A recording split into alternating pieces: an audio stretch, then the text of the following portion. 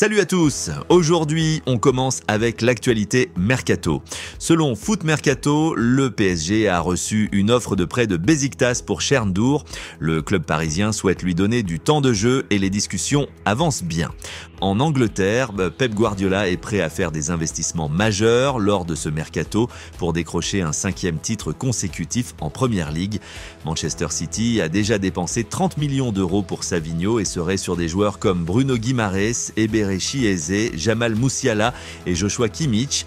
Avec la vente de Julián Álvarez à l'Atlético de Madrid qui rapportera 95 millions d'euros, Guardiola compte renforcer son effectif, notamment en milieu de terrain. Manchester Evening News rapporte que Guardiola est prêt à attendre la fin de la fenêtre de transfert pour obtenir les meilleures options possibles et que City ne reculera pas devant des dépenses supplémentaires pour se renforcer. D'ailleurs, Manchester City vient de remporter le Community Shield au tir au but contre Manchester United après un match nul 1-1 avec Garnacho qui a ouvert le score à la 82e minute et Bernardo Silva qui a égalisé en toute fin de match. Restons en Angleterre avec d'autres actualités marquantes. Lee Carsley a été nommé entraîneur intérimaire de l'équipe d'Angleterre, alors que la fédération anglaise cherche toujours un successeur permanent à Gareth Southgate. Carsley, fort de son expérience avec les U21 qu'il a mené à un titre de champion d'Europe, se dit prêt à relever ce défi.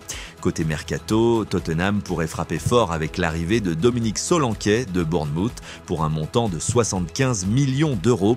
Un accord serait en cours pour que l'attaquant de 26 ans rejoigne les Spurs avant leur premier match de Premier League contre Leicester.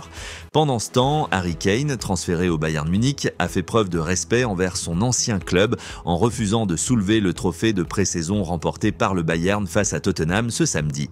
Il s'agit pourtant de son premier trophée en carrière.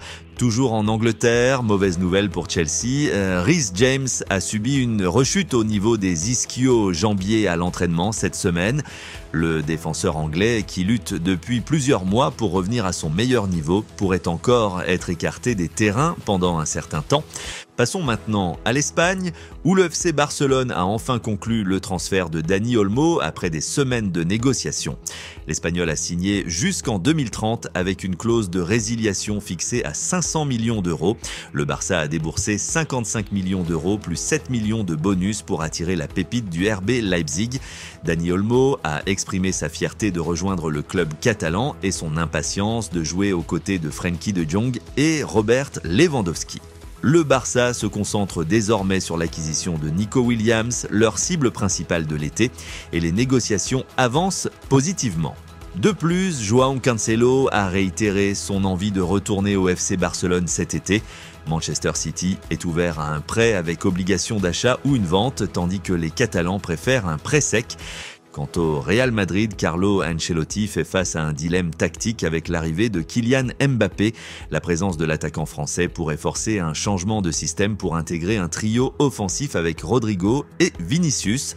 Ancelotti pourrait opter pour un milieu renforcé avec Valverde, Tchouaméni, Camavinga et Bellingham, ce qui mettrait Luka Modric en concurrence. La préparation du Real pour la Supercoupe d'Europe contre l'Atalanta est serrée, d'autant que plusieurs titulaires n'ont pas encore joué une seule minute. En Italie, gros coup de théâtre. La direction du Napoli a confirmé que Victor Osimhen souhaite quitter le club. Le président a déclaré « Victor a demandé à quitter le club, il veut partir. On verra dans les 20 prochains jours ».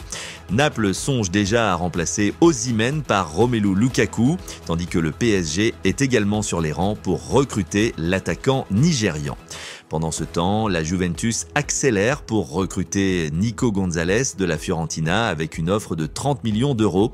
En Allemagne, l'avenir de Kingsley Coman au Bayern Munich reste incertain. Selon Bild, le Français pourrait être vendu, surtout si le PSG ou le Barça, intéressé en cas d'échec dans le dossier Nico Williams, se manifeste. Le Bayern priorise actuellement la réduction de son effectif avant de faire de nouveaux achats.